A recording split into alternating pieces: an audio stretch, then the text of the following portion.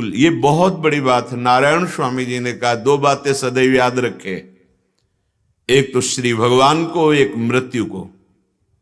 जब मृत्यु सर्वस्व हरण करने वाली है, हमारे साथ कुछ नहीं जाने वाला, तो हम ऐसी नादानी क्यों करें कि जो हमारे साथ जाने वाला है, नाम, प्रभु का आश्रय, प्रभु के लिए जीवन समर्पण, हम इसमें चूक क्यों करें। समस्तालभ्यानाम परमिद मलभ्यम स्वकृपया, जितने भी दुर्लभ लाभ हैं सब वृंदावन आपको प्रदान कर देगा। यद्यपि लौकिक लाभ की भावना ही ना रखे, पर यदि है तो ये महान कल्पतरु श्रीधाम वृंदावन, ये चिदानंद कल्पतरु है। स्वर्ग का कल्पतरु परिवर्तनशील, नाशवान कामनाओं की पूर्ति करने वाला, वृंदावन एक रस सच्चिदानंद घन, परम लाभ श्री प्रिया प्रीतम की प्रेम लक्षणा भक्ति श्रीअंग सेवा प्रदान करने वाला कल्पतरु है। दुर्लभ से दुर्लभ वस्तु भी श्रीधाम वृंदावन प्रदान करने में समर्थ है, श्रीपाद कह रहे हैं। और ये अपनी कृपा से तुम्हें स्वीकार कर लिया है। इस भूतल पर कितने ऐसे प्राणी हैं जो भजन करते हैं, कितने ऐसे हैं जो भगवान को प्राप्त करना चाहते हैं। आपको कृपा करके हरिजू ने श्रीधाम वृंदावन भेजा, भगवत मार्ग दिया, नाम जप की प्रेरणा मिली, जीवन का क्या लक्ष्य है ये मिला। अब चूक मत करो। इस भूतल पर भगवत प्राप्ति की लालसा करोड़ों में किसी एक को शायद ही हो, करोड़ों में। छोटा मोटा धर्म का, दान पुण्य का, या भगवत मंदिर जाना, थोड़ी आरती पूजा कर लेना और चाह रखना लौकिक कामनाओं की पूर्ति, ऐसा तो बहुतायत मिल सकता है। लेकिन हमारा लक्ष्य है भगवत प्राप्ति, आवागमन से मुक्त, जन्म भी हो तो बंधन युक्त नहीं, जीवन मुक्त होकर भगवद यश गान करने वाला जन्म हो। अब हमारा जन्म कर्म बंधन से युक्त ना हो। इसलिए आश्रय, आश्रय बहुत बड़ी वस्तु है। जब हम आचार्य आश्रय, गुरु आश्रय, धाम आश्रय, नाम आश्रय, श्यामा श्याम का आश्रय, अब ये कटे कर्म बंधन संसारी, सुख सागर पूरित अति भारी, महान सुख समुद्र हमारे आराध्य देव गुरुदेव आचार्य, ये हमारे कर्म बंधनों को काट देते हैं। जो संसार में पुनरपि जननम पुनरपि मरणम पुनरपि जननी जठरे शयनम, इस कर्म बंधन को काट देते हैं। कटे कर्म बंधन संसारी।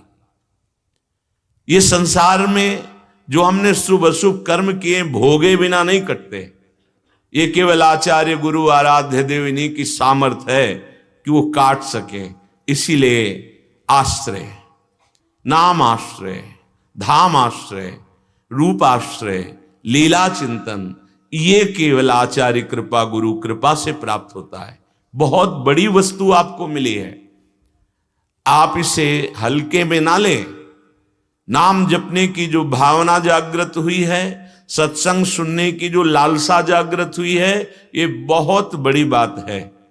अब इसी बात में आप स्थित हो जाएं, जो सत्संग सुन रहे हैं उसे जीवन में उतारें, तो आप देख लेंगे आपकी स्थिति बढ़ती चली जा रही है। पर आश्चर्य होता है, साधक स्थिति बढ़ाना ही नहीं चाहता।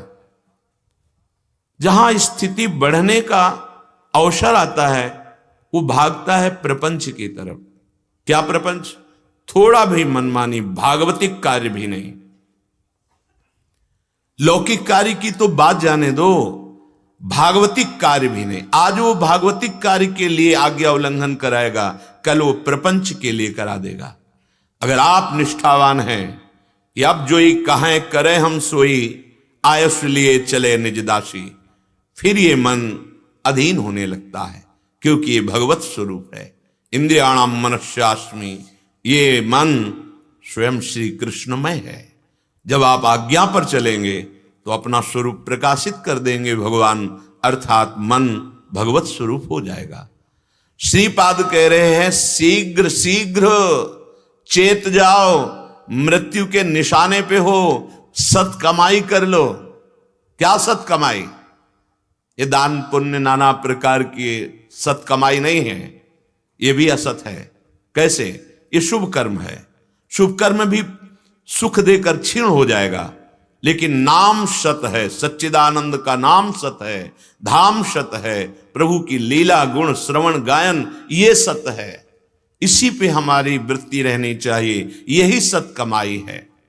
हरिराम व्यास जी कह रहे जितने भी महापुरुष हुए हैं ये बार बार कृपा करके जो हमें उपदेश दे रहे हैं, पर हम ऐसे मलिन स्वभाव वाले सुन लेते हैं और सुना भी देते हैं, पर आचरण में नहीं उतार रहे। कह रहे हैं वृंदावन कबहीं बसाइयो, हे हरि कब हम पर कृपा होगी। देखो महापुरुष जन कृपा मांग रहे हैं, अपने ऊपर बरस रही है। क्या कभी आपको एकांत में रोना आता है ऐसा? अहो भाग्य हमें लाडली जू के महल में रहने को मिला, अहो भाग्य हमें नित्य सत्संग मिल रहा, अहो भाग्य हमारी ऐसी दिनचर्या है कि हमारे पास समय ही नहीं रह गया प्रपंच के लिए। कैसा महारानी जी ने कृपा करी। महापुरुष जन कह रहे, आचार्य हैं ये, कह रहे वृंदावन कबहीं बसाई हो, कर करवा हरवा गुंजन को, कटिको पीन कसाई हो। कौपीनवंता खलु भाग्यवंता, ये कोई साधारण बात नहीं है। कौपीन लगा ली, लंगोटी लगा ली, इसका मतलब है आपने कमर कस ली पर ब्रह्म परमात्मा तत्व में स्थित होने की। ये मनोरंजन नहीं है। कौपीनवंता खलु भाग्यवंता, काछ वाच मन निश्चल राखे, धनि धन जननी तेरी रे। नरसिंह मेहता जी कह रहे हैं जिसकी लंगोटी पक्की, जिसकी वाणी पक्की, जिसका मन पक्का, अर्थात वचन दे दिया तो प्राण चाहे निकल जाए, वचन न टूटने पावे। मन से हमारा कभी असत संग न हो, असत वृत्तियों का और ब्रह्मचर्य का नैष्ठिक पालन, नैष्ठिक ब्रह्मचर्य। यदि वैराग्य मार्ग में हो तो लंगोटी का पक्का, वाणी का पक्का और मन का पक्का। कौपीनवंत, भगवान शंकराचार्य, कौपीनवंता खलु भाग्यवंता, बड़ा भाग्यशाली होता है जिसने ऐसी कौपीन बांध ली कि अब असत चेष्टाओं में कभी नहीं खुलेगी।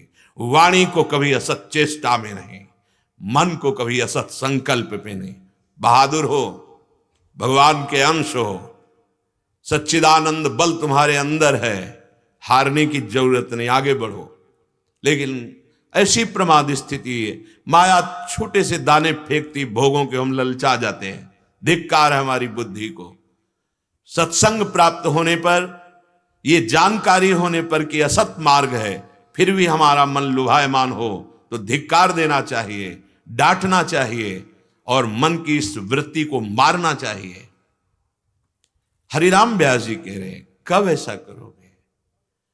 हमारे हृदय में ये बात आ जाए कि हमें अब भगवत प्राप्ति करनी है और इसके लिए हम कमर कस ले।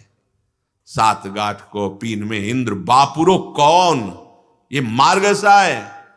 इंद्र बापुरो माने बेचारा, बेचारा देवराज इंद्र क्या है इन फकीरों के आगे।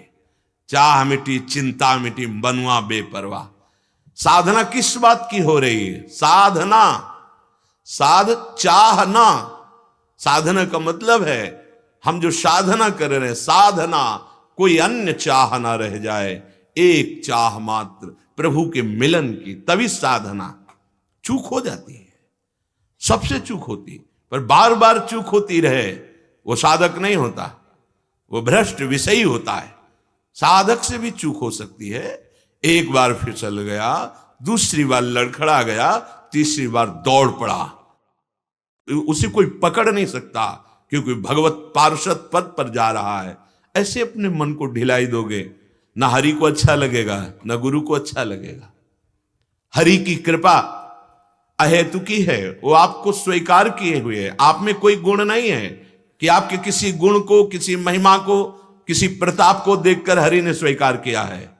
इसलिए आप उस कृपा का अनादर मत करें, कृपा की अवहेलना मत करें।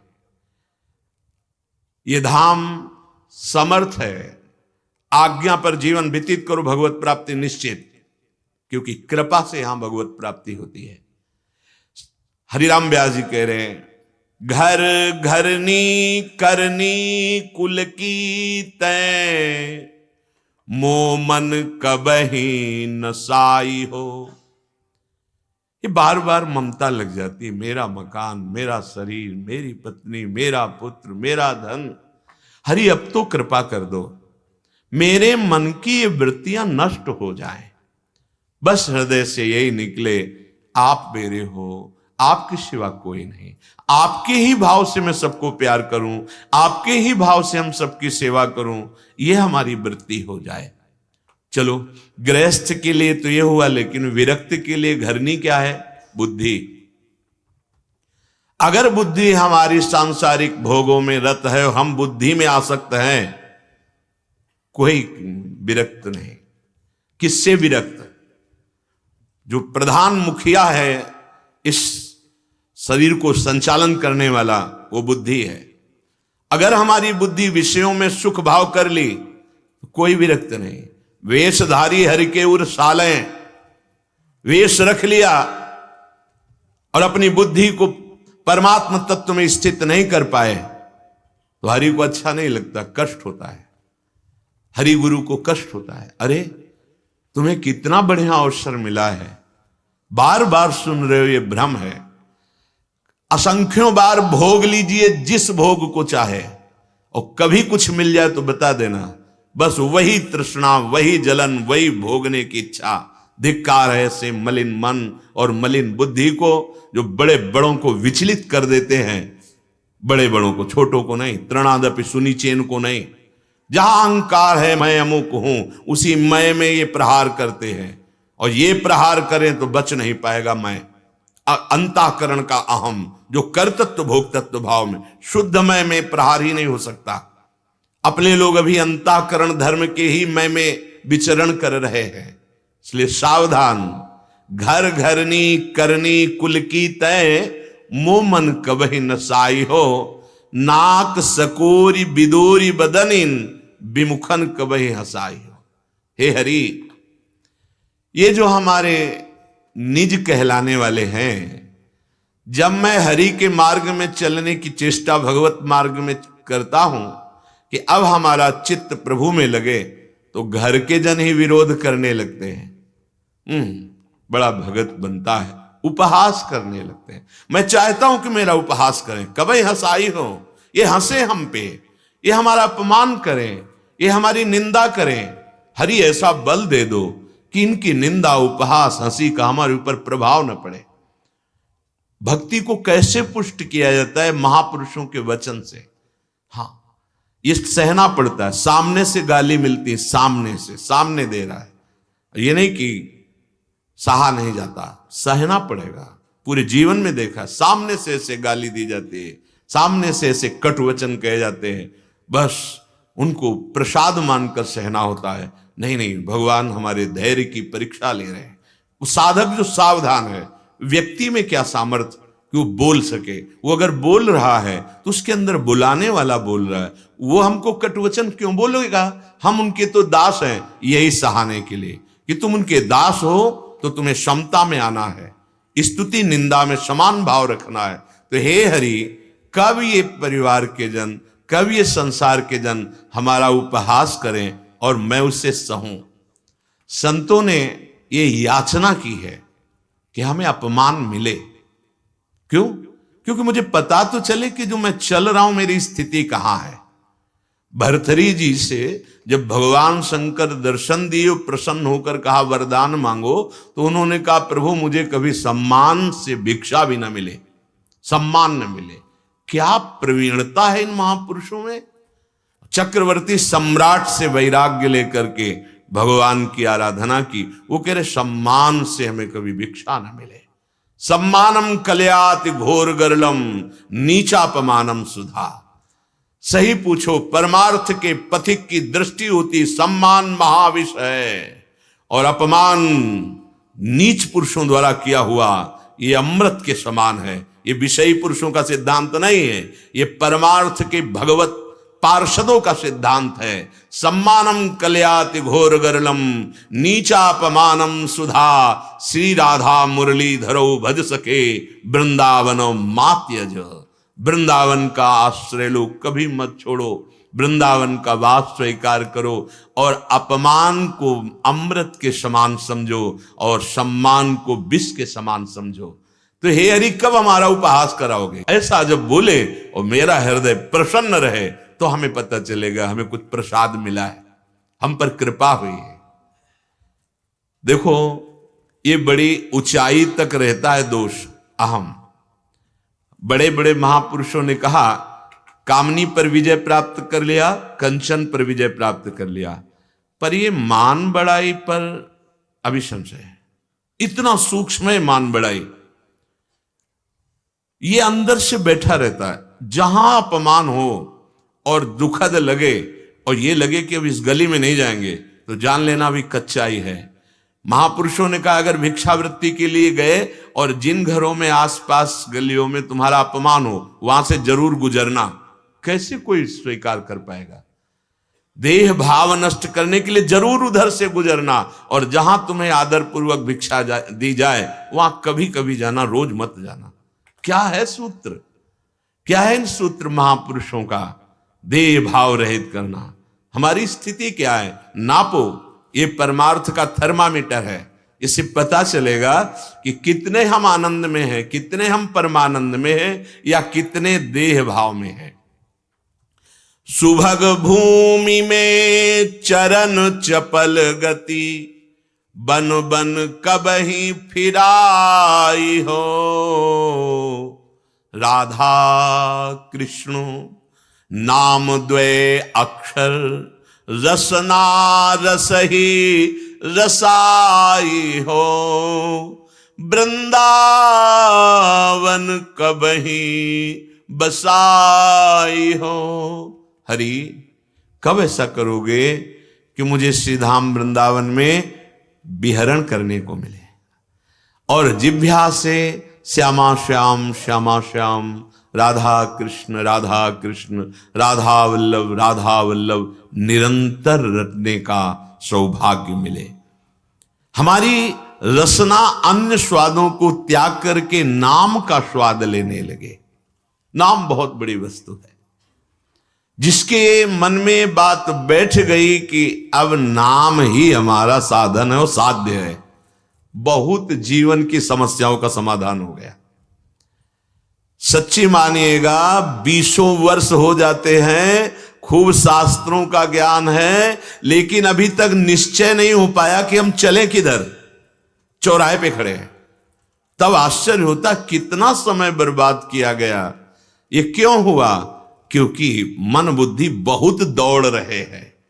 इसीलिए गुरु का वर्ण किया जाता है कि अब हमारी मन बुद्धि की नहीं चलेगी, आप आज्ञा करें, उसके बस खत्म खेल, वहीं से खत्म।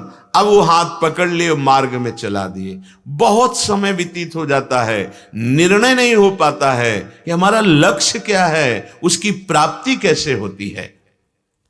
ये नाम में जिसकी विश्वास वृत्ति जागृत हो गई कि अब जीवन का सार, कुछ ऐसे हैं उपासक, आपकी बात सुनी और बस जीवन में मान लिया कि बुरा आचरण नहीं करना और राधा राधा जपना है, मैं और कुछ सुनना भी नहीं चाहता, पढ़ना भी नहीं चाहता। अच्छा लगा, बोले अब हम मान ली बात, बस अब हम मान ही नहीं पाते। जान तो बहुत रहे शास्त्रों की बातें, योग मार्ग, सांख्य मार्ग, कर्म योग, क्या क्या एकदम लक्ष्यदार, वाग वैखरी शब्द झरी, स्थिति कुछ नहीं है। हृदय में स्थिति कुछ नहीं है, फिर बात नहीं बनेगी।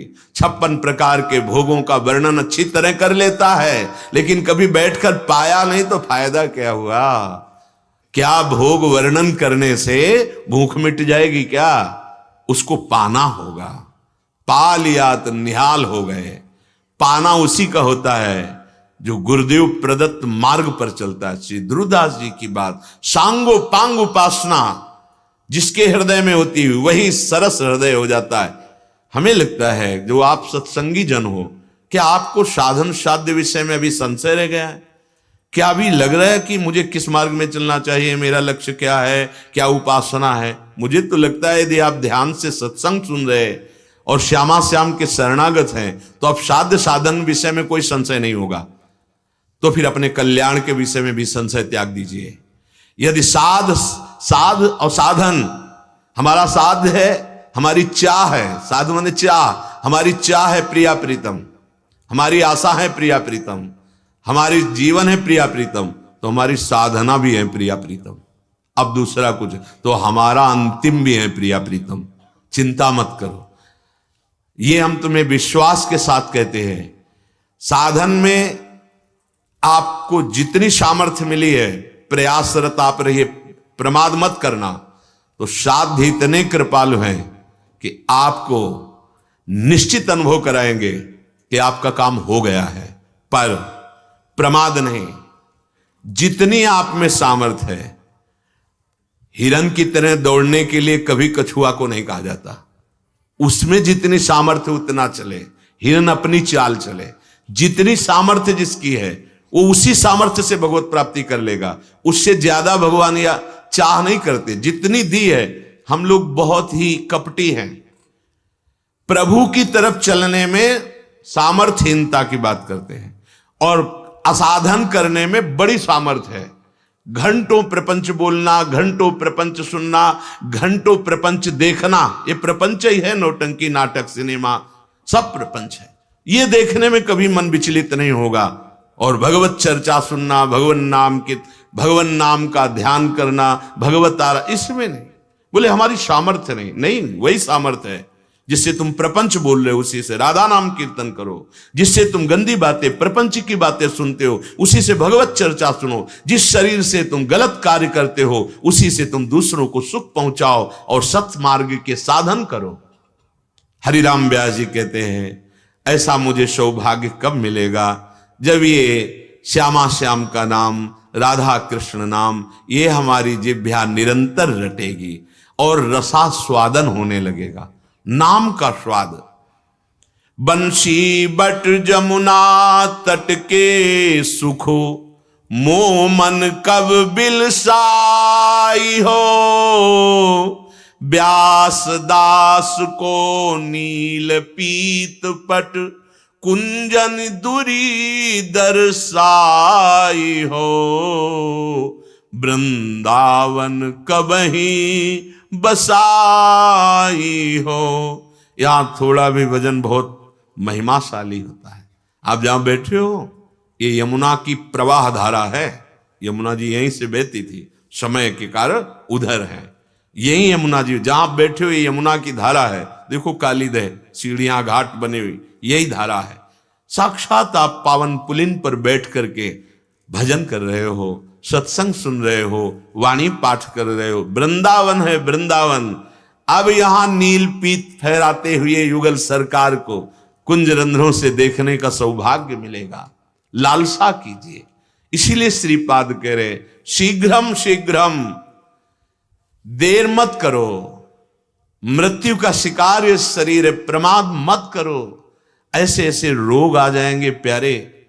अगर मन प्रभु में नहीं लगा है, स्थिति नहीं है, तो शरीर स्थिति में फिर कष्ट नहीं सहा जा सकता। मन विचलित हो जाता है। ऐसा लगता है कब तक झेलेंगे, कब तक। जब तक प्राण हैं, ऐसे ऐसे रोग हैं, तब तक वो कष्ट सहना पड़ेगा। हटा लो मन को, सुख सिंधु प्रभु में लगा लो, अभी स्वास्थ्य ठीक है। नहीं तो ऐसा नहीं है कि आपका शरीर अजर अमर अविनाशी है। आपका भी शरीर नाना प्रकार के रोगों से ग्रसित होने वाला है। इस देह को व्याधि मंदिरम कहा गया है। व्याधि मंदिर, कब कौन सा देवता प्रकट हो जाए, कैंसर, ये वो। फिर हमारी बुद्धि, जब डॉक्टर बता देगा कि अब कोई उपाय नहीं, अब हर समय मरोगे, यदि भजन नहीं है, प्रभु का आश्रय नहीं, तो हर समय मरोगे। जीने की आशा तुम्हें मारती रहेगी। इसीलिए सावधान हो जाओ। प्रताने कालोयम नहीं वपुरिदम मृत्युनुगतम। काल का कोई भरोसा नहीं, कब शरीर छूट जाए। बहुत सावधानी पूर्वक एक एक सेकेंड हमें प्रभु को अर्पित करना, निहाल हो जाओगे। ऐसी स्थिति प्राप्त हो जाती है, कोई भी विषय अपना नशा नहीं चढ़ा पाता है। जैसे जहरीले सांप का दांत और उसकी जहर ग्रंथि निकल गई तो वो देखने में केवल लगेगा कि अब ये सांप है, लेकिन उससे कुछ नहीं होने वाला, वो मार नहीं सकता। ऐसे ही जिसकी चित्तवृत्ति भगवदाकार हो गई है, जिसकी बुद्धि परमात्मा में स्थित हो गई है, सारे विश्व के एक साथ भोग उपस्थित हो तो भी उसको विचलित नहीं कर सकते। या निशा सर्वभूतानां तस्याम जागर्ति संयमी यस्याम जागृति भूतानि सा निशा पश्यतो मुने। मुनि वेद शास्त्र के जो सिद्धांत हैं वो आचरण में उतर जाएं और मन परमात्म तत्व के मनन में, भगवत चिंतन में, उसे मुनि कहते हैं। मननशील महात्मा को मुनि कहते हैं। संपूर्ण प्राणियों की जो रात है उसमें वो जगता है मुनि, मननशील। जगना और सोना, सोने का तात्पर्य है नाना प्रकार की भोग सामग्री संग्रह करके उनके भोगों में सुख मानकर समय को नष्ट करना, ये रात है। और ऐसी भोग सामग्री, ऐसी नाना प्रकार की संग्रह वृत्ति जिन्होंने हटा करके एकमात्र प्रभु के चिंतन में अपनी स्थिति कर ली है, यह है जागृत। जहां संसार भोगों में सोया है वहां वो मननशील महात्मा जगा हुआ है। और जिसमें सब प्राणी जागते हैं, अर्थात भोग भोगना, नाना प्रकार की भोग सामग्री संग्रह करना, उससे वो तत्वज्ञ महात्मा रात की तरह उदासीन रहते हैं। क्योंकि कितने दिन टिकेंगे, कितना भोगोगे। देख लो, जो तुम्हें भोग प्रिय है, यदि वो सत्य में सुख प्रदान करता है तो बहुत देर के बाद घृणा क्यों पैदा हो जाती है? बहुत खाने के बाद क्यों घृणा पैदा हो जाती है? नहीं चाहिए, क्यों हो जाती है? वो सुख है। और सुख जो वास्तविक है, तो देखो, तन मन के बिछुरे नहीं, चाह बढ़े दिन रैन, कबों संजोग न मानहि, देखें भरी भरी नयन। ये अरबरात मिलवे को निस दिन, मिले ही रहे मनो कबहु मिले ना। यह है सुख सच्चिदानंद। बढ़ता जा रहा है पर प्यास भी बढ़ती जा रही। कोई भी भोग सृष्टि का आप देखो क्या आपको अनुभव कराता है? बस केवल कामना, कामना। जहां आप भोग में उतरे, कोई भी भोग, शब्द स्पर्श रूप रसगंध, थोड़ी देर बाद मन कह देगा नहीं, अब नहीं। फिर वो थोड़ी देर बाद उसी कामना में, देखो ना तुम्हें ठगा जा रहा है। तुम नहीं देख रहे कि तुम्हारा नाश कर रहा है समय का ये व्यर्थ के कार्यों में। सावधान। श्री भगवान कह रहे हैं, ऐसे में जैसे में संसार जागता है भोग संग्रह में, वो महात्मा मननशील उदासीन रहता है। क्योंकि वो जानता है कि ये सार वस्तु नहीं, केवल भ्रम से मुझे फंसाया जा रहा है। नहीं, इस पर हमारी दृष्टि नहीं जाएगी। तो मननशील संयमी महात्मा क्या भोग ही नहीं स्वीकार करता? मानो यहां प्रश्न बनता है कि वो उदासीन रहता तो कुछ भी नहीं भोगता, तो बिना भोग के शरीर कैसे चलेगा? खान पान वस्त्र व्यवस्था चलता है, शरीर इसी से चलता है। तो ये प्रश्न कि सांसारिक पदार्थों का वो भोग ही नहीं करता। अगर उसके पास भोग नहीं है, वो भोगता नहीं, तो जीवित कैसे है? अरे जल है, भोजन है, वस्तुएं हैं, वो कैसे स्थित रहता है?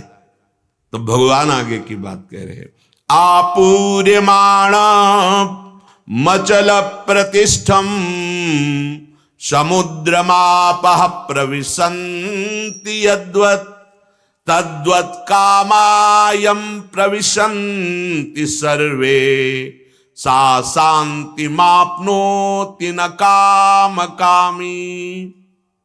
ये स्थिति है, ये भगवान स्थिति का वर्णन करते हैं। जैसे संपूर्ण नदियां खूब उफान भरती हुई जल के द्वारा समुद्र को परिपूर्णता समर्पित होती है, पर क्या समुद्र में कभी उफान आया, मर्यादा से विचलित हुआ? नहीं, अचल स्थित रहता है। ऐसे ही संपूर्ण भोग पदार्थ विश्व के उस मननशील संयमी महात्मा के हृदय में कभी आकर्षण नहीं पैदा कर सकते। खूब भोग सामग्री, खूब वैभव, जैसे समुद्र में सब नदियां गिर रही हैं। और यह होता है, जो ऊंचाई की स्थिति में पहुंचते हैं वास्तविक सत्य मार्ग में, तो रिद्धियां, सिद्धियां, वैभव, यश, कीर्ति, ये सब उनको घेर लेते हैं, पर उनके हृदय में वैसे ही स्थिति रहती जैसे सब नदियों के गिरने पर समुद्र में कभी उफान नहीं आता, कभी वो मर्यादा से विचलित नहीं होता। कोई भी विकार जिसकी बुद्धि भगवत चरणारविंद में स्थित हो गई है, भोग पैदा ही नहीं कर सकते विकार। वही उपासक परम शांति को प्राप्त हो चुका है, ये माना जाता। तभी जनक जी ने परीक्षा स्वरूप श्री सुखदेव जी महाराज की ली थी। 2 परीक्षाएं ली थी। पहली देहमान की, ये भी सूचना पहुंची कि परमहंस सुखदेव जी दिगंबर 16 वर्ष की अवस्था दरवाजे पर, प्रधान द्वार पर आए हुए हैं। क्या आज्ञा है? वो आपसे मिलना चाहते हैं। बोले खड़े रहने दो वहीं। 7 दिन 7 रात्रि कोई उत्तर नहीं।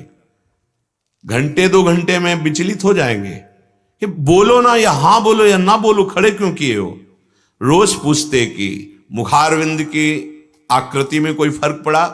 बोले नहीं महाराज, जैसी प्रसन्न मुद्रा आते हुए थी वैसे ही 7 दिन 7 रात्रि, कोई परिवर्तन नहीं। महल में ले जाओ, 9 युवतियों के द्वारा विविध प्रकार की सेवाएं, खान, आप तो दिगंबर ही रहते थे, खान पान सुख सामग्री सब। रोज युवतियों से पूछा जाता, कुछ भी मुखाकृति चेष्टा परिवर्तित?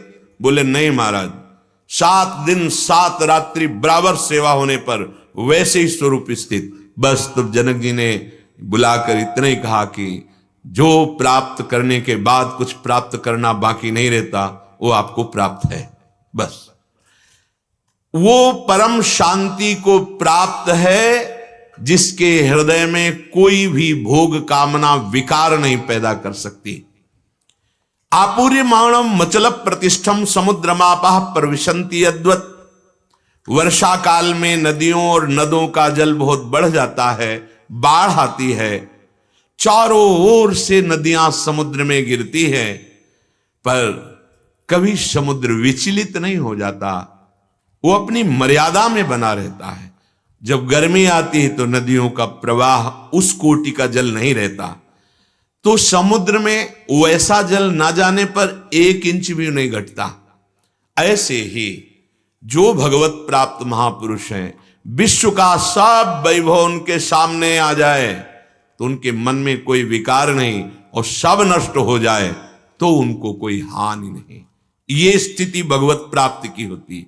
तद्वत् कामः यम प्रविशन्ति सर्वे सा शांति मवाप्नोति न काम कामी। एक भी कामना उनके हृदय में नहीं रहती। संसार के संपूर्ण भोग उस महापुरुष को कभी भी संयम से विचलित नहीं कर सकते, क्योंकि वो पहले ही साधन काल में शरीर और इंद्रियों का राग त्याग चुके हैं। अंतःकरण सुख दुख रूपी क्षमता से युक्त हो चुका है। उनको जो शांति प्राप्त होती है, उस शांति को कभी कोई अशांति में बदल नहीं सकता। कोई घटना, वस्तु, व्यक्ति, परिस्थिति। जिनके मन में भोग पदार्थों की कामना है, वो कभी उस शांति का परिचय ही नहीं जान सकते। भगवान का स्वरूप है, वही हमारा स्वरूप है। भगवान का स्वरूप शांताकारम, शांत स्वरूप। ऐसे ही हर हृदय में वही परम तत्व विराजमान है जो शांत है। इसीलिए भाव में सबसे पहला भाव रखा गया है शांत भाव, अर्थात स्वरूप बोध।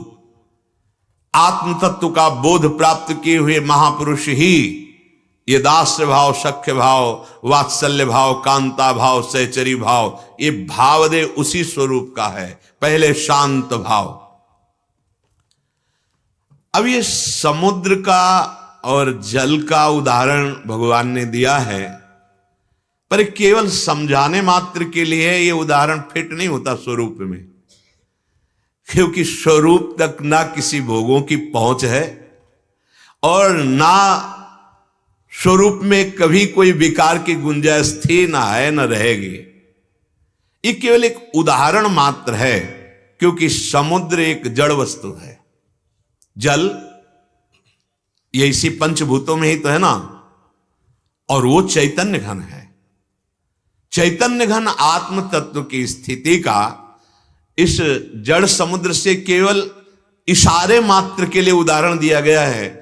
ये संपूर्ण उदाहरण आत्मस्वरूप में नहीं बैठता है, इस इशारा मात्र दिया गया कि जैसे समुद्र में सब नदियां जाती है, उसमें कभी उफान नहीं होता, गर्मी में वही नदियां सूखने लगती हैं, उतना जल नहीं जाता, या ज्वार भाटा प्रकट होकर जल को भस्म करता है, तो कोई फर्क नहीं पड़ता समुद्र में, वो अपनी मर्यादा में रहता है। ऐसे सब भोगों का नष्ट हो जाना या सब भोगों का एकत्रित हो जाना, उस स्वरूप बोध महात्मा को कोई फर्क नहीं पड़ता है, ऐसी स्थिति रहती।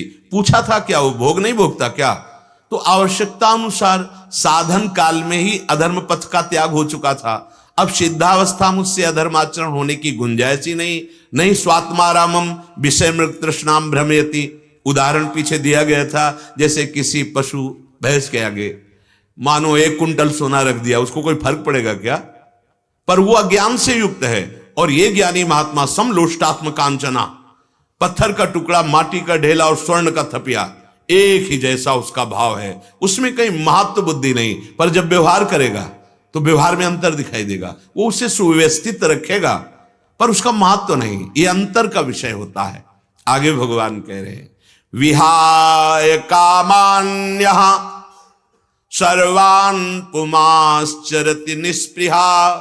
ये श्लोक आदर्श मानकर साधकों को धारण करना चाहिए, और ये सिद्धों में ये स्थिति होती है। विहाय कामान्यः सर्वान् पुमाश्चरति निस्पृहा निर्ममो निरहंकारः शशान्तिमधिगच्छति। जो उपासक संपूर्ण कामनाओं का त्याग करके स्पृहा रहित, ममता रहित, अहंकार रहित होकर आचरण करता है, वह परम शांति को प्राप्त होता है। श्री भगवान कह रहे, विहाय कामान्यः सर्वान् पुमाश्चरति निस्पृहा। देखो, एक कामना करके भोजन करता है, आज ये बने, आज ऐसा फंस रहा है, वो रसेंद्री फंसा रही है। हर कामना से, चिंतन से, संकल्प से युक्त होकर इंद्रियों को भोगों में संयोग देना, ये बंधन कारक है, ये आपकी दुर्गति कर देगा। और अपने जीवन निर्वाह के लिए भगवत विधान मानकर भगवत प्रसाद रूप स्वीकार करना, ये आपको जीवन मुक्त कर देगा। बात वही है, आज हमारी ये पाने की इच्छा है, अच्छा तो श्री जी की इच्छा ऐसी हुई होगी, आज ये अगर विधान है तो बनाते हैं, भोग लगाते हैं, भोग पधराया, भावना कर रहे, प्रिया प्रीतम पा रहे, मंजीरा उठाया, नाम कीर्तन कर रहे, पद गायन कर रहे, आचमन कराया श्री जी, वो प्रसाद अब वो जीवन मुक्तता की तरफ ले जाएगा। और भी जो गृहस्थी के भोग हैं, धर्मयुक्त भोग, भगवत प्रसाद रूप, भगवत प्रसन्नता हेतु मानकर, वो आपको बांधेंगे नहीं। हम कामना करके जब भोग भोगते हैं, वो हमारे पतन का कारण है।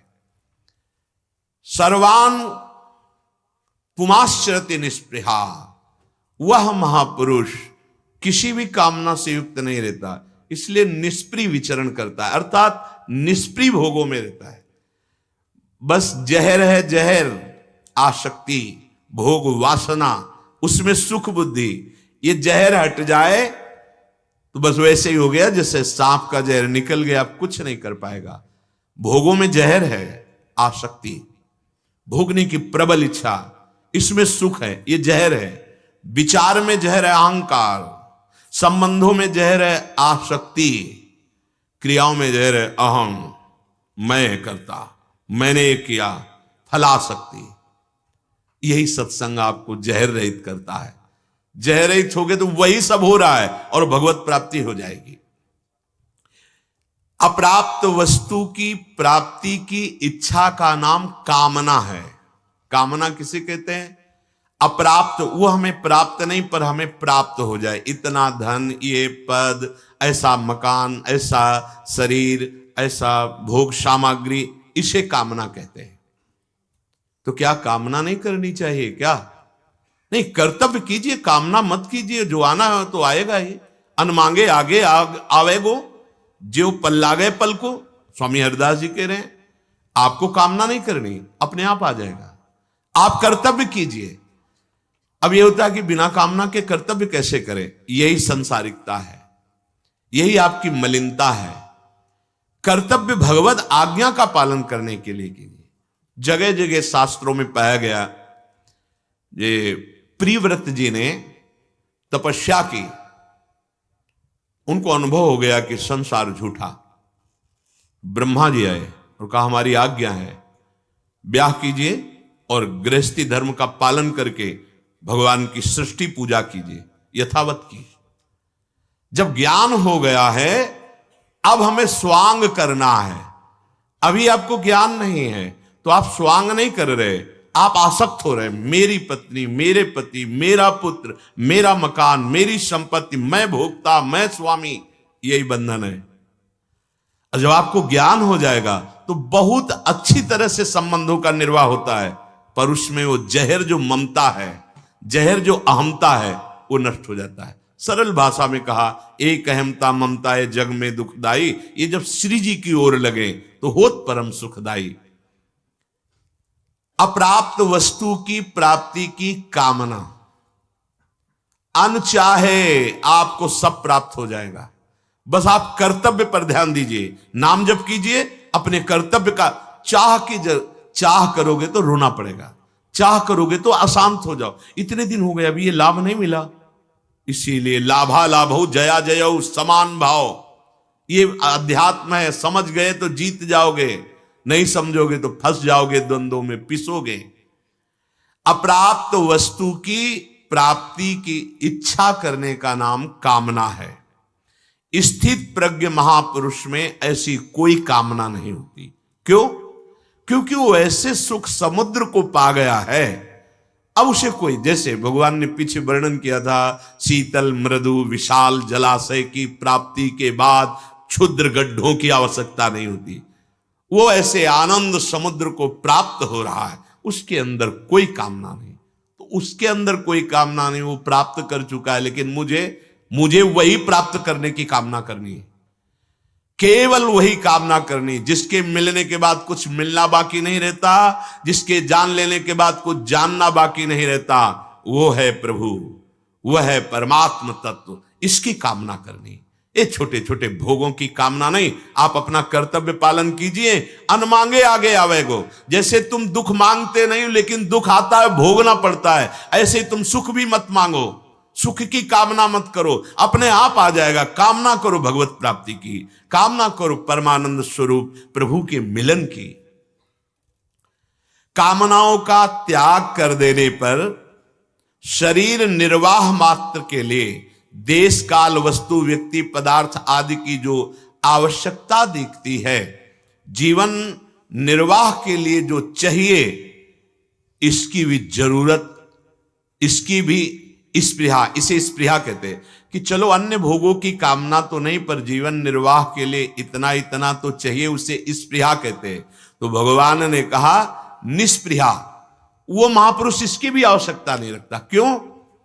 जब आप शरीर का निर्वाह का भार प्रभु पे छोड़ देंगे, बहुत जोर की व्यवस्था करते हो, जब हम स्वयं इसकी व्यवस्था के विषय में चिंतित रहते हैं, तो जितना करोगे सही कर्म का फल उतना तुम्हें व्यवस्था होगी। और जब उससे जुड़ जाओगे तो मानो जैसे गोदनामा, गोदनामे में क्या होता है, जिसने हमें गोदनामे में ले लिया पूरी प्रॉपर्टी का अधिकारी हो जाता है। ऐसे ही भगवान का संपूर्ण विश्व ब्रह्मांडेश्वर वैभव सब कुछ उस उपासक का है, वही भगवान देंगे, जिससे तुम्हारी बुद्धि भ्रष्ट ना हो और परमात्म तत्व के स्थिति प्राप्त करने के योग्य हो। बेपरवाह योगक्षेमम भाव में हम भरोसा, जीवन निर्वाह की जो चाह होती उसका नाम स्पृहा। उस महापुरुष में स्पृहा भी नहीं होती, निस्पृहा। विहाय कामान्या सर्वान पुमाश्रति निस्पृहा। पहचानो अपने आप को, हर श्लोक आपका वो अपनी स्थिति की झांकी कराएगा कि तुम क्या हो। विहाय कामान्य समस्त कामनाएं त्याग दी, सर्वान पुमाश्रति निस्पृहा। आप जीवन की कोई न जीने की इच्छा, न जीवन निर्वाह की इच्छा, कोई न मरने का भय।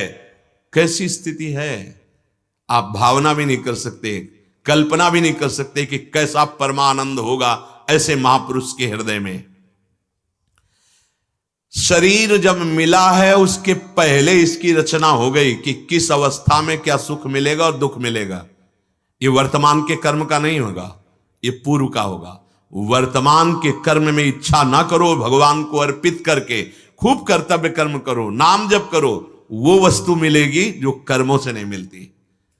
वो परमात्म प्राप्ति है, वो भगवदानंद है, वो समस्त दुखों का नाश करने वाला है, वो समस्त कर्म बंधनों का नाश करने वाला है। मान जाइए, प्रार्थना कोई कठिन नहीं है। जो कर्तव्य कर्म करते हो उसमें कामना मत लगाओ, वो भगवान को अर्पित कर दो। कोई कर्म ऐसा नहीं जो आपको फल दिए बिना नष्ट हो जाए, देगा। वो बांधने वाला कर्म बंधन शुभ अशुभ ये जो होगा, ये सीधे भगवदानंद प्रदान करने वाला होगा, भगवत समर्पित कर्म। शरीर मिलने के पहले व्यवस्था हो गई है, कब किस समय कैसा सुख दुख प्राप्त होगा। अब उस महापुरुष के शरीर में भी ऐसी राग वृत्ति नहीं रहती कि ये जीवित रहे। क्यों? जैसे हम गाड़ी की आवश्यकता तभी तक विशेष महत्वपूर्ण मानते हैं जब तक घर न मिल जाए, और घर में आ गए बस वो गाड़ी खराब हो गई, अब कोई चिंता की बात नहीं, क्योंकि हमारा घर आ गया है। लेकिन मार्ग में खराब हो जाए तो परेशानी हो जाएगी, या हमें चलना है खराब हो गई। इसीलिए कहते हैं यावत स्वस्थ मिदम कलेवरम यावच्च दूरे जरा। जब तक तुम्हारा शरीर स्वस्थ है, बुढ़ापा दूर है, भगवत प्राप्ति कर लो, नहीं आगे नहीं होने वाली। शरीर अस्वस्थ हो जाने पर जिसका मन भगवदाकार है उसकी बात अलग, नहीं मन को प्रभु में लगा पाना बड़ा कठिन है। अपने पास रोज ऐसे प्रश्न आते हैं। अब उसके शरीर की भी चाह नहीं रहेगी कि उसका काम हो गया, शरीर धारण करने का काम है भगवत प्राप्ति। अब तो बेपरवाह हो गया, मरने से सब जग डरा मेरो मन आनंद। अब उसमें मृत्यु का भी भय नहीं रह गया और जीने की भी चाह नहीं रह गई। निष्प्रिय होने का अर्थ है कि उसके पास स्वाभाविक जो आवश्यकताएं उसके शरीर के, उसके चाह नहीं है, अपने आप भीड़ लगी रहेगी उसको। क्यों? क्योंकि उसने उस परम वस्तु को प्राप्त कर लिया है। वैसे भी संत जन कहते हैं कि यदि आप मायापति की तरफ बढ़ोगे, मायापति का भजन करोगे, उनको अपना मान लोगे तो माया पीछे पीछे डोलेगी, और माया को पकड़ना चाहोगे तो कभी नहीं पकड़ पाते। कोई नहीं पकड़ पाया, कोई नहीं मायापति बन पाया। सबके अंदर कामना आशा जला रही है, चाहे जितना धन हो, कामना आशा ये धन से नहीं मिटती, ये भजन से मिटती है। वस्तुओं का, पदार्थों का, आवश्यकताओं का उसके पास समय समय पर जो बिल्कुल निष्प्रिय है, हर व्यवस्था चरण चूमती रहती है उनके, और वो वस्तुएं, वो भोग सामग्रियां सार्थक हो जाती है। कोई कामना नहीं, कोई चाह नहीं, ये बाहर से नहीं, ये अंदर की स्थिति है। निर्वाह की वस्तुएं वो सेवन करता है, पथ्य कुपथ्य का ज्ञान रहता है, क्योंकि साधनावस्था में जैसे भाव जैसा व्यवहार करता है वैसे सिद्धावस्था में भी होगा। पर साधन में कामना त्याग करनी पड़ती थी, चाह त्याग करना, स्पृहा त्याग करना, सिद्धावस्था में रह नहीं जाती। चाह मिटी चिंता मिटी, जाहि न चाहे कबहु को, सकल कामना ही निजे, विहाय कामान्या सर्वान पुमाश्रित निस्पृहा। जीवन निर्वाह की वस्तुएं वो रखता ही नहीं है, वो मिलती ही नहीं है, वह प्रयोग ही नहीं करता, ऐसा नहीं। यथा स्थान वस्तुओं का, यथा शरीर को जैसी आवश्यकता वैसा प्रयोग, न चाह है, न स्पृहा है, न इच्छा है। ये अंदर की स्थिति भगवान वर्णन कर रहे हैं। संपूर्ण त्याग जब तक कामनाओं का नहीं हो जाता, संपूर्ण त्याग, जीने की इच्छा, मरने का भय, नाना प्रकार की कामना, उसे भगवत प्राप्ति नहीं कहते। जब तक संपूर्ण कामनाओं का त्याग नहीं हो जाता, कोई कामना, कोई इच्छा, कोई चाह नहीं, तब वो माना जाता है कि वस्तु का बोध प्राप्त हो गया है। आजकल तो बहुत जल्दी ऐसी ऐसी बातें करते हैं, लगता क्यों भुलावे में अपने को डाल रहे हो, क्यों ठग रहे हो अपने आप को। अपने आप को, कोई किसी को धोखे में नहीं डालता, अपने आप को डालता है। अरे सच्चाई में चलो तो यही स्थिति जागृत हो जाएगी। यही जो भगवान कह रहे हैं, निर्ममः, जो स्थित प्रज्ञ भगवत प्राप्त महापुरुष होता है उसमें ममता नहीं होती, ममता रहित प्यार होता है, प्रेम सबके प्रति, ममता नहीं। भरत जी से चूक हो गई थी, ममता कर बैठे थे हिरण से। एक बार उड़िया बाबा जी के पास कुछ साधक कई महीने तक रुके, इसके बाद कहा बाबा आज्ञा दीजिए तो भ्रमण आदि के लिए। बाबा ने कहा हमने बुलाया कब था, आप आए हो, आप चले जाइए। कोई ममता नहीं, आप हैं, आए की हुज्जत नहीं, गए की तलाश नहीं। स्थिति ममता रहे। यहां हमारी स्थिति देखिए, अगर एक व्यक्ति हंस के प्यार से बोल दे तो 100 बार याद आएगा, अगर एक व्यक्ति निंदा कर दे तो 100 बार याद आएगा। इसका मतलब अभी कोई साधना में रंग ही नहीं आया। ये निर्ममः अद्वेष्टा सर्वभूतानां मैत्रा करुण एव च निर्ममो। स्थिति ऐसे थोड़ी आ जाती है, बातों से स्थिति थोड़ी आती, भजन से स्थिति आती है, शास्त्र सिद्धांत से चलने पर स्थिति आती। निर्ममो निरहंकारा सशांति मधिगच्छति, उसमें भगवान कह रहे हैं अद्वेष्टा सर्वभूतानां मैत्रा करुण एव च, सबसे प्यार का व्यवहार, मित्रता का व्यवहार, सबसे करुणा का व्यवहार। पर निर्ममो निरहंकारा सुख दुखा समा क्षमी, क्षमावान, सुख दुख में समान भाव रखने वाला, सबके प्रति प्रेम व्यवहार, किसी से ममता नहीं, करुणा पर अहंकार नहीं। ये है भगवत प्राप्त महापुरुष। साम्य प्रिया, भगवान ऐसे को प्यार करते हैं। कुछ होते हैं भगवत मार्ग में चलते हैं भगवान से प्यार करने के लिए, कुछ भक्त ऐसे होते हैं जिनको भगवान प्यार करते हैं। जैसे भगवान का एक नाम है समदर्शी, लेकिन भगवान ने कहा है समोहम सर्वभूतेषु, हाँ मैं हूं सब में समान भाव से, पर जो भक्त मेरे को जैसा अवस्था में वैसा ही, अगर वो एकमात्र मेरा पक्षपात पकड़ लिया, अनन्य हो गया, तो मैं उसका पक्षपाती हो गया। बोल पड़े दुर्वासा जी से अहम भक्त पराधीनो, समोहम सर्वभूतेषु, लेकिन अहम भक्त पराधीनो असतंत्र युद्ध जी। ये बात अगर समझ में आ जाए तो भजन कुछ अच्छा ही नहीं लगेगा। उमा राम स्वभाव जे जाना, ताई भजन तज भावनाना। निर्मम हो, भगवत प्राप्त पुरुष निर्मम होता है, ममता रहित। उसके हृदय में कोई भी वस्तु, व्यक्ति, स्थान अपना अस्तित्व नहीं बना सकता। कई बार सुना है, एक संत भगवान किसी धनी मानी भगत ने अपने घर ले गए, 2-4 दिन रुके होंगे, बढ़िया साल, बढ़िया कपड़ा और चमकती हुई घड़ी ऐसे, और एक बढ़िया बैग दे दी, उसमें कुछ कपड़े रख दिए, पैसे रख दिए। गुरुदेव हैं, सब संपत्ति गुरुदेव की है। और कहीं जा रहे थे तो ट्रेन में बढ़िया टिकट कटवा दी और अच्छे वाले डिब्बे में बैठाल दिया।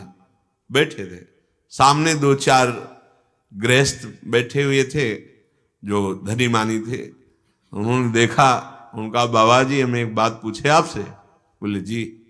बोले आप में हमें क्या फर्क है, हमसे महंगी घड़ी आप पहने हो, बढ़िया बैग लिए हो, बढ़िया कपड़ा, तो किस बात के बाबा जी हो।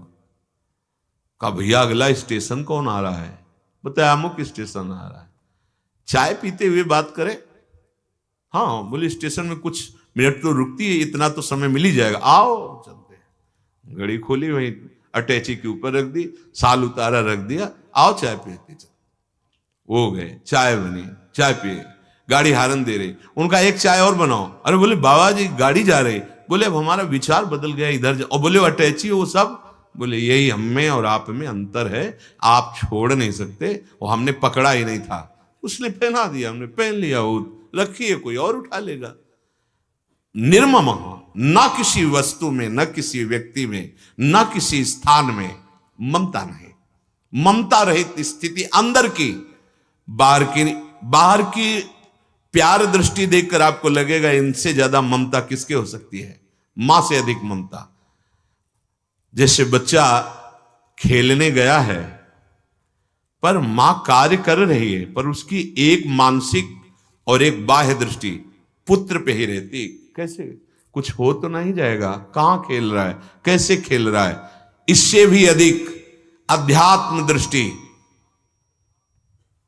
गुरुजनों की रहती है अपने जनों पर। कहीं ऐसे खेल में तो नहीं खेल रहा है जिससे फंस जाए, माया का जाल उसे फंसा ले। बहुत सावधान।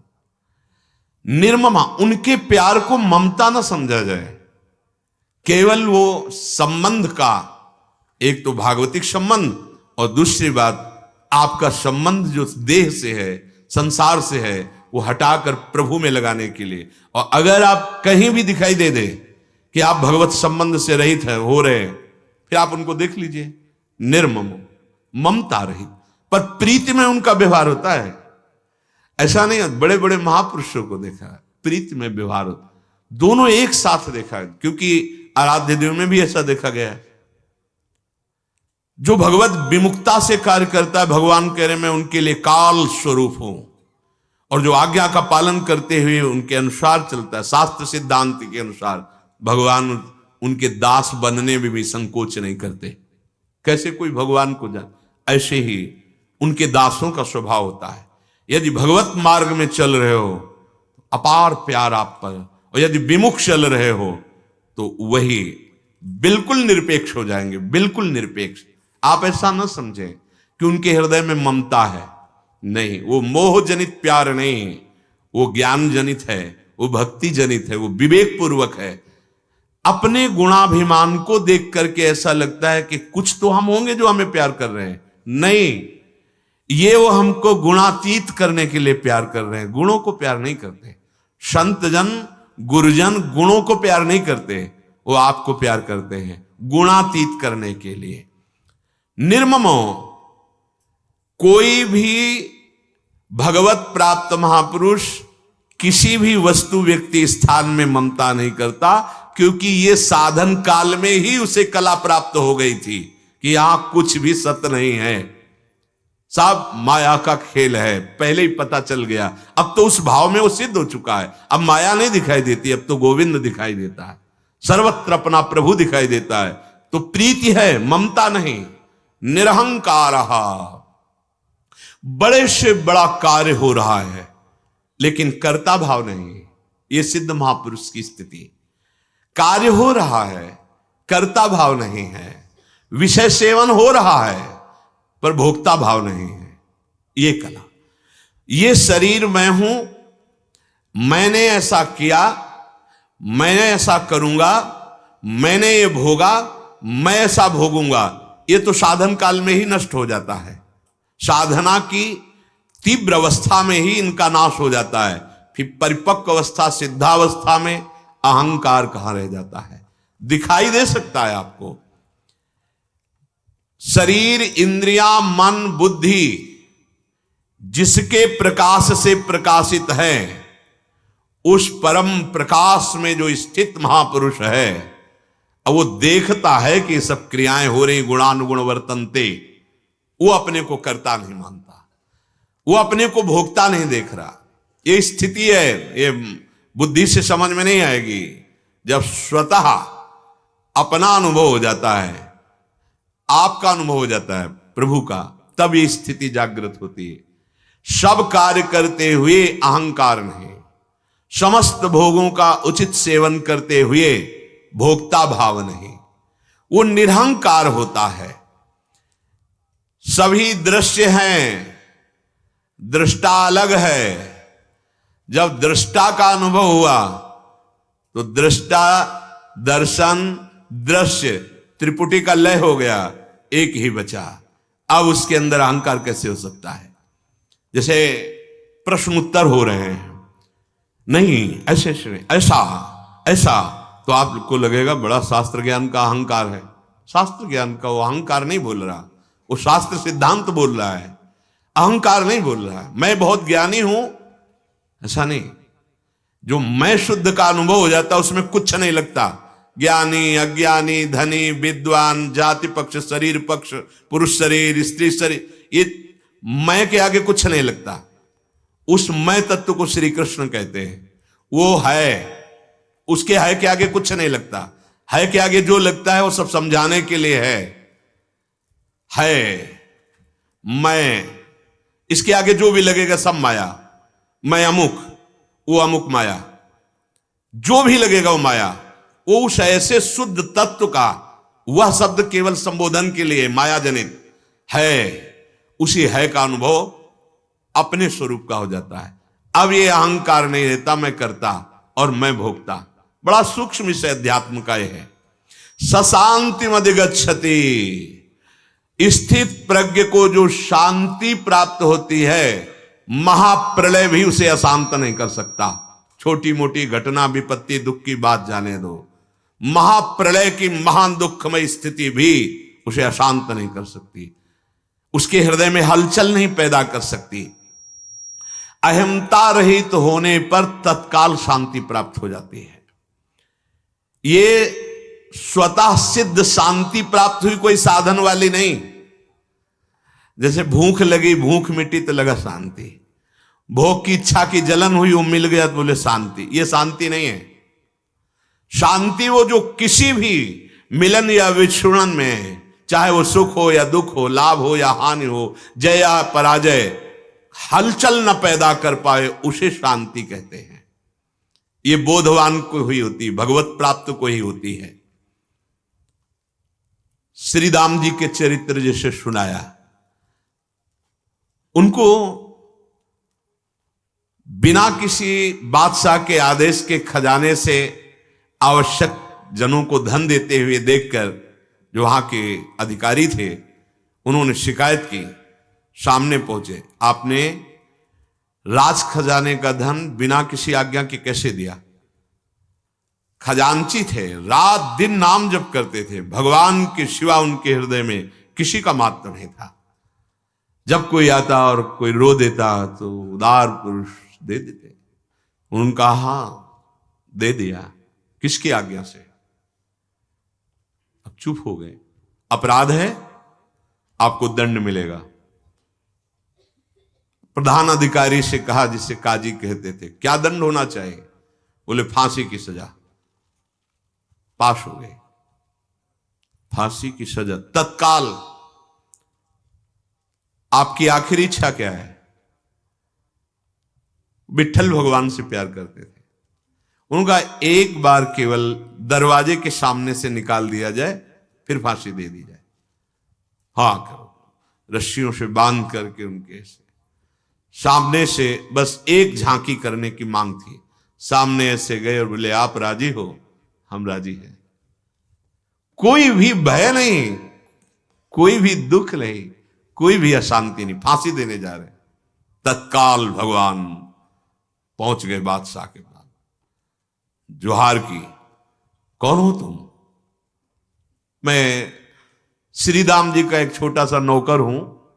सुना है मेरे मालिक को आपने खजाने से कुछ धन बांट देने के दोष में फांसी की सजा दी। ऐसे पीतांबर से गिराया वो अद्भुत रत्न। बोले देख, एक रत्न की बराबरी तेरे खजाने में नहीं, ये सब रख ले। मेरा वो मालिक है जिसको तुमने उमा राम स्वभाव दिए जाना। अनंत कोटि ब्रह्मांडों के स्वामी अपने दास को कह रहे हैं वो मेरा मालिक है। तुम क्या समझते हो मेरे मालिक के पास संपत्ति नहीं? आप देखो तुम्हारे खजाने में संपत्ति। तत्काल आदेश करो। तुम्हारा नाम क्या है? बोले बिट्ठू। और घोड़े दौड़े तत्काल उनको बद स्थान पर जहां ले जाया जा रहा वापस लाए। भगवान अंतर ध्यान। और वो तो बादशाह तो बावरा हो गया। श्री राम जी आए, चरणों में गिर गया कि एक बार अपने नौकर के दर्शन करा दे, एक बार मैं मिलना चाहता हूं। ऐसा रूप, ऐसी मुस्कान, ऐसी चितवन एक बार दिखा। उन्होंने कहा मैं तो आपका नौकर हूं मालिक, मेरा कौन नौकर है? बोले आप देखो ये रत्न दे गया है। और वो क्या नाम बताया? बोले बिट्ठू। बस आंख मूंद गई। विठल भगवान स्वयं आए थे। जब परिचय बताया कि वो कोई नौकर नहीं, अखिल कोटि ब्रह्मांडों के बादशाह प्रभु श्री विठल नाम, विठल भगवान मृत्यु का भयानक भय फांसी देने जा रहे हैं। वो मुस्कुराहट है। सशांति मधिगच्छति। प्रहलाद जी को क्या क्या कष्ट रहने, सशांति मधिगच्छति। चाहे भक्ति से चलो, चाहे ज्ञान से चलो।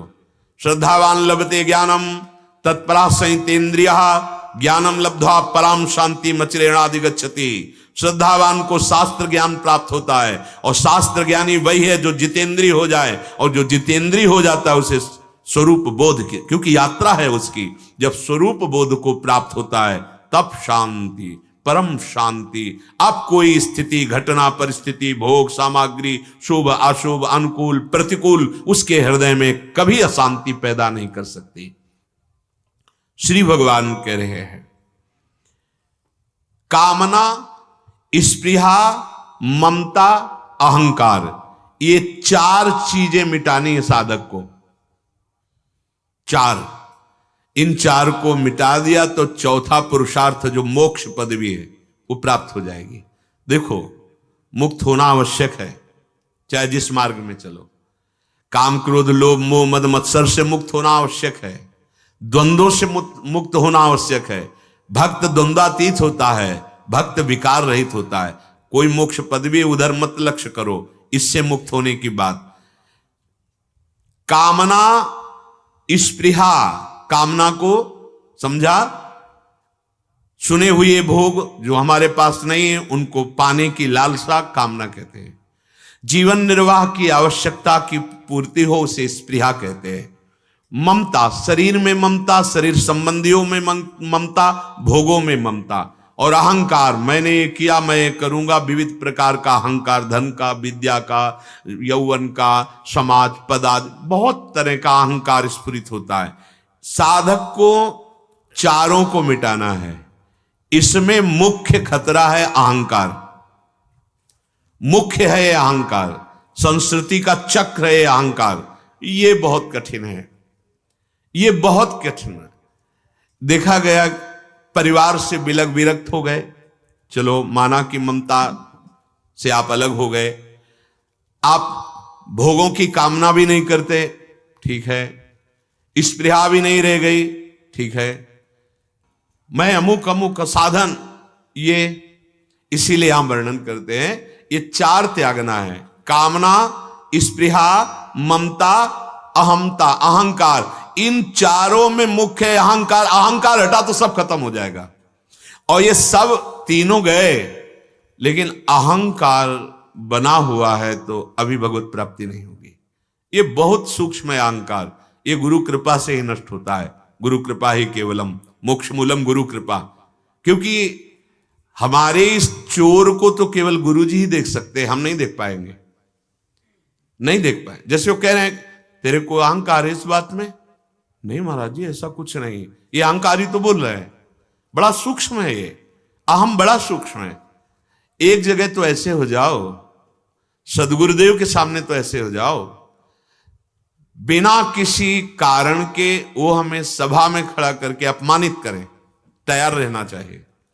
और हम बिल्कुल सही मान रहे हैं कि हम इसी योग्य हैं, हम पर बड़ी कृपा है, इसका मतलब अहंकार गलित हुआ है।